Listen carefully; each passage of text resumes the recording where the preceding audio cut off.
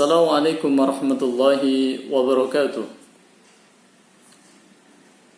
Alhamdulillahil qail subhanalladzi asra bi'abdihi laylan minal masjidil haram ilal masjidil aqsa alladzi barakna hawlahu linuriyahu min ayatina innahu huwas samiul basir. Asyhadu an la ilaha illallah wahdahu la syarika lah wa asyhadu anna Muhammadan 'abduhu wa rasuluh. Allahumma salli wa sallim wa barik ala Muhammad wa ala alihi wa ashabihi wa sallima taslima. Amma ba'd. Kaum muslimin, sahabat Ramadan yang kami muliakan, segala puji bagi Allah Subhanahu wa taala. Salam dan salam bagi Rasulullah sallallahu alaihi wasallam, keluarga, sahabat tabi'in, tabi'in dan semua generasi Islam, umat Islam yang masih sikoh terhadap ajarannya. Pada kesempatan yang mulia kali ini saya ingin menyampaikan tentang sesungguhnya Al-Aqsa adalah termasuk tanda-tanda hari kiamat. Peristiwa demi peristiwa yang terjadi di Palestina, pembantaian terhadap rakyat Palestina, pembunuhan terhadap rakyat Palestina, kemudian pendudukan terhadap Masjidil Aqsa, pelecehan terhadap wanita-wanita di Palestina, dan bahkan blokade yang terjadi di Gaza dan sebagainya. Itu adalah satu rentetan, satu cerminan peristiwa yang kita meyakini bahwasanya itu merupakan tanda-tanda akhir zaman, tanda-tanda hari kiamat, sebagaimana yang telah ditetapkan oleh Allah Subhanahu wa taala. Kenapa saya katakan begitu? Karena sesungguhnya jauh-jauh hari Rasulullah sallallahu alaihi wasallam pernah menyampaikan tentang hal itu. Bahkan Rasulullah sallallahu alaihi wasallam mengatakan sesungguhnya penaklukan Baitul Maqdis atau Masjidil Aqsa itu akan terjadi. Hal ini disampaikan oleh Rasulullah sallallahu alaihi wasallam dalam satu hadis dari Auf bin Malik radhiyallahu anhu. Beliau mengatakan Rasulullah sallallahu alaihi wasallam bersabda, "Faqala a'udud sittan baina yaday sa'ah mauti summa fathu Baitul Maqdis." Artinya, ingatlah wahai Auf, ada 6 tanda sebelum terjadinya hari kiamat. Di antaranya adalah mauti. Pertama adalah kematianku. Summa asani, kemudian yang kedua adalah fathu Baitul Maqdis, penaklukan Baitul Maqdis. Kita mengetahui dalam sejarah sesungguhnya pernah Baitul Maqdis itu ditaklukkan oleh Umar radhiyallahu anhu, dikuasai, dikembalikan kekuasaannya ke pangkuan umat Islam. Namun saat ini orang-orang Yahudi kembali mengambilnya dan kemudian menistakannya, dan saat ini umat Islam berada dalam kehinaan karena Baitul Maqdis saat ini dikuasai oleh bukan kaum muslimin. Oleh karena itu sudah wajib bagi kita kaum muslimin berjuang untuk mengembalikan dan menaklukkan kota Palestina, Baitul Maqdis, khususnya adalah Al-Aqsa, agar bisa kembali ke pangkuan umat Islam.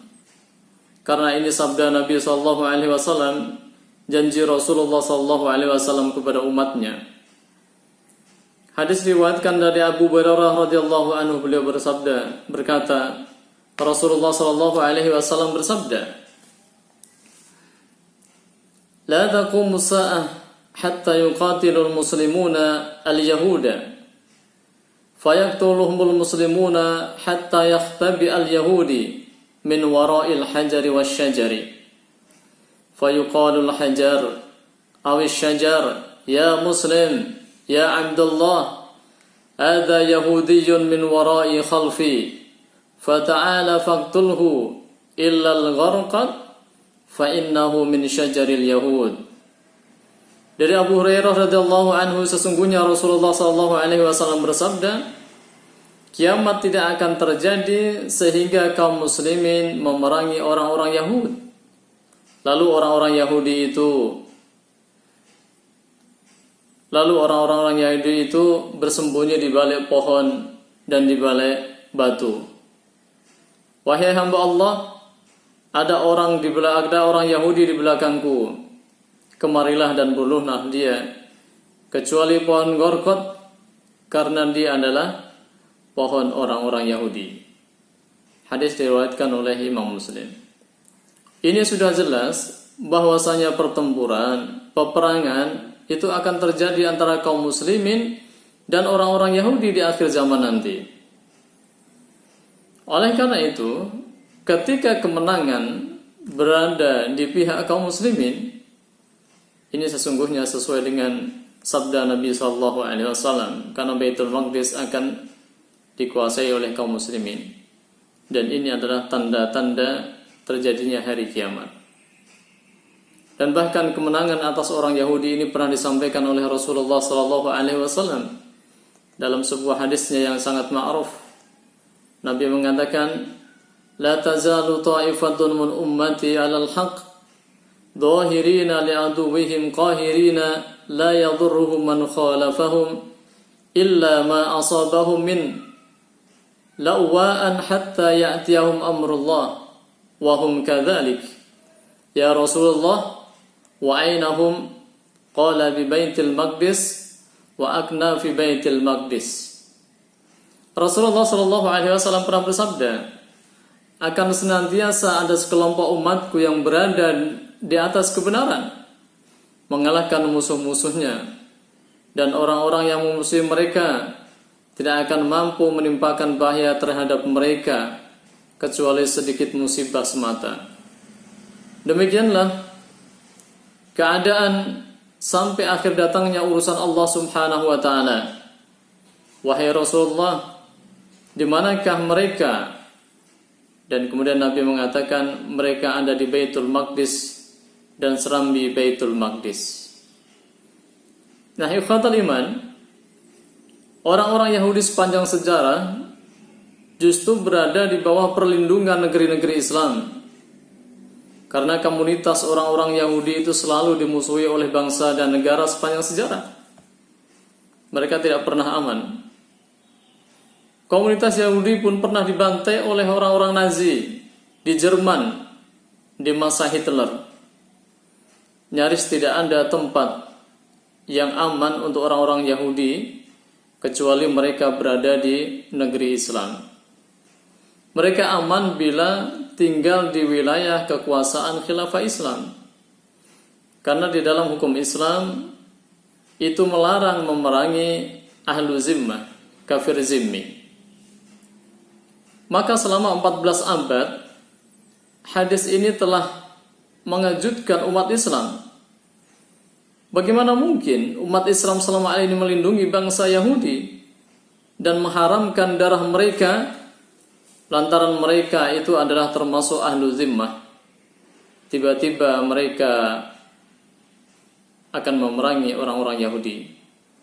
Bahkan batu dan pohon akan memerintahkan umat Islam untuk membunuh mereka semuanya. Nah, secara kisaran mulai tahun 1987, batu-batu di Palestina sudah berbicara, di mana waktu terjadi intifadah, bangsa Palestina sudah bangkit melawan Yahudi dengan persenjataan batu. Artinya apa? Batu itu sudah berbicara dengan dilemparkannya ke tentara-tentara Israel, yang menyebabkan sebagian mereka lari tunggang langgang. Namun makna yang sebenarnya, batu itu kelak betul-betul akan berbicara sebagaimana redaksi hadis itu. Nah, kaum muslimin yang kami muliakan, teka-teki hadis ini baru terjawab pada tahun 1948 ketika komunitas Yahudi dunia melakukan agresi dan penjajahan dan pencaplokan ke sebuah negeri Islam yang bernama Palestina. Maka pada tahun 1967 mereka semakin kuat. Ternyata komunitas Yahudi selama 14 hidup di bawah perlindungan dan asuhan dan kerahiman umat Islam tiba-tiba berubah menjadi serigala liar yang mengakibatkan perang antara Arab dan Israel. Barulah di masa sekarang ini hadis ini menjadi lebih punya arti setelah terkuaknya misteri ini. Ternyata Yahudi yang di bawah asuhan dan kasih sayang umat Islam saat itu tiba-tiba menjadi buas dan membantai nyawa bangsa Palestina dan saudara-saudara kita di sana. Oleh karena itu kita menyadari bahwasanya ketika kita hidup pada zaman ini perlu menyadari keberadaan hadis ini. Hadis ini baru relevan pada zaman sekarang ini, dan sepanjang 14 abad yang lalu hampir dikatakan tidak ada perannya Yahudi dalam peperangan melawan Islam. Namun hadis ini adalah hadis yang nyata yang disampaikan oleh Rasulullah sallallahu alaihi wasallam. Ini adalah dua hadis kaum muslim yang kami muliakan yang menjelaskan sesungguhnya Al-Aqsa adalah termasuk tanda-tanda datangnya hari kiamat sebagaimana yang dijelaskan oleh Nabi sallallahu alaihi wasallam. Sekian dari kami, kurang lebihnya mohon maaf. Assalamualaikum warahmatullahi wabarakatuh.